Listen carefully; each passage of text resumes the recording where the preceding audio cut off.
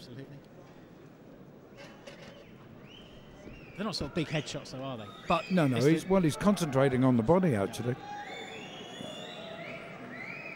Just the culmination of the punches. The first of 3 Olympians we'll see this evening. Billy Joe Saunders, we've got James DeGale and Frankie Gavin to come as well. Yeah, I mean, they're trying to suggest that Frankie Gavin's got a real hot one on his hands tonight, and that DeGale is in with a real tough guy as well.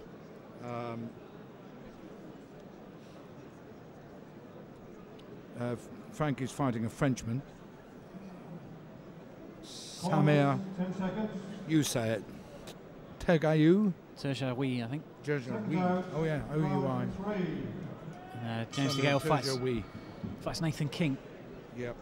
Who's they say, very tough Welshman. He's only been stopped once. It's the guys they're fighting this evening, they're still sort of in the journeyman kind of category, but it is a step up in terms of a little bit of ambition, and they don't get stopped very often. As I said, Noble's only been stopped once. King for DeGale's only been stopped once as well. And Tergaoui, I think, maybe stopped a couple of times. So they're going to have to work a bit harder to earn their money this evening, the 3 Olympians. Saunders, again, opening up with a combination there, and Noble grits his teeth. I mean, Saunders just enjoying himself in there. Well, there's not much coming back, is there? Let's face it. The contrast between this and the Spitco fight at York Hall, Colin, it's just like night and day, isn't it? Oh, yes. Obviously, a much better physical and mental shape, Billy Joe Saunders.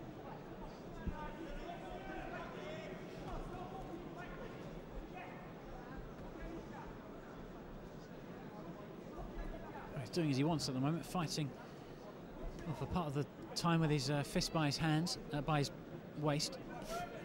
You know, I was going on before about Saunders being a small middleweight, and when you think about it, Marvin Hagler was only, what, 5'8"? Yep. And Tony Simpson, I think, was only 5'7". So it doesn't mean that he can't fight because he's not very tall.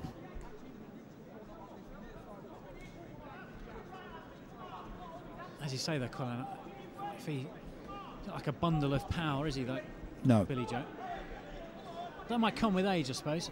He's only 20. I say he's got a lot of strength to gain yet as he gets older. Well, now back comes Noble for the first time in the fight. Noble just coming out of his shell, showing us that he can do a bit. He fires in a right hand down low. Back comes Saunders. That might be the problem, though, for Noble. If he does open up, he leaves himself vulnerable. Yeah, every time he opens up, he ends up getting caught, and so then he goes back into his shell again. Can't blame him, but that's what I mean. It's quite obvious he's in there to try and survive the 6 rounds, not try and win it, because he knows he can't beat Billy Joe.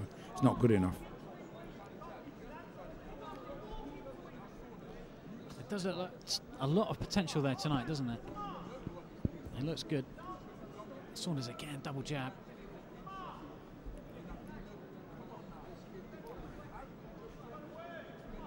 It just makes Noble miss as well. Just that split second too quick for him.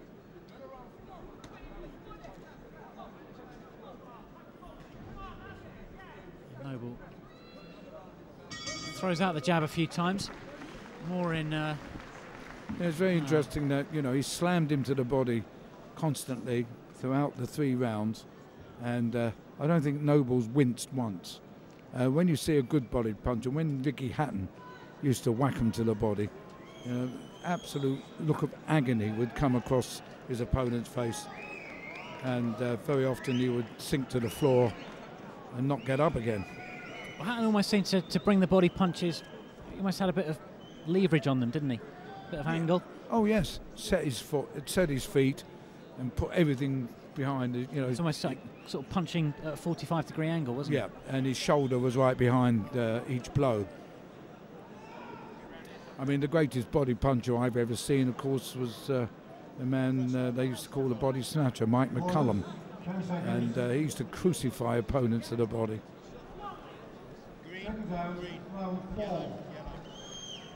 Yeah, he was one of the better world middleweight champions.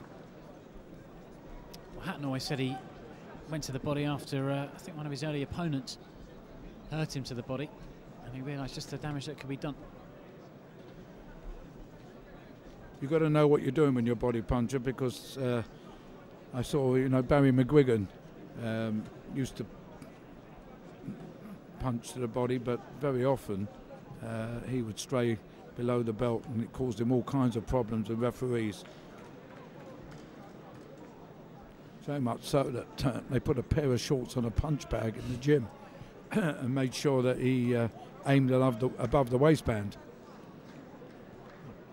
Billy Joe Saunders again body snatching in this round. And Noble throws out a double jab and then waves Saunders on.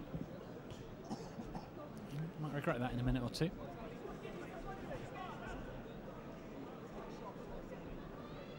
From the brief burst that he's shown us, Colin, it does look as if he knows what he's doing, Lee Noble. Well, he knows how to survive, there's no doubt about that. Typical Brendan Ingle fighter. Yeah, it's no wonder that he's never been stopped, because he knows how not to get stopped. But it's, it's not very exciting, is it?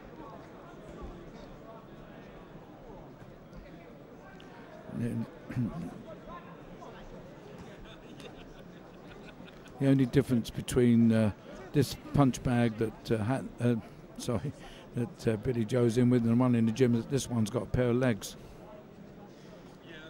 Well, he's sort of having to work hard enough chasing after him. Another body punch from Saunders. There was a bit of a slap. The ones that you hear across the arena is because they slap. Saunders has been forced to go to the body, I suppose, because Noble is covering up his head very well. Got a very good defence. A slower round, this one. Saunders knows that he might get taken the distance here. Well, that's what he's aiming for, to go to the distance.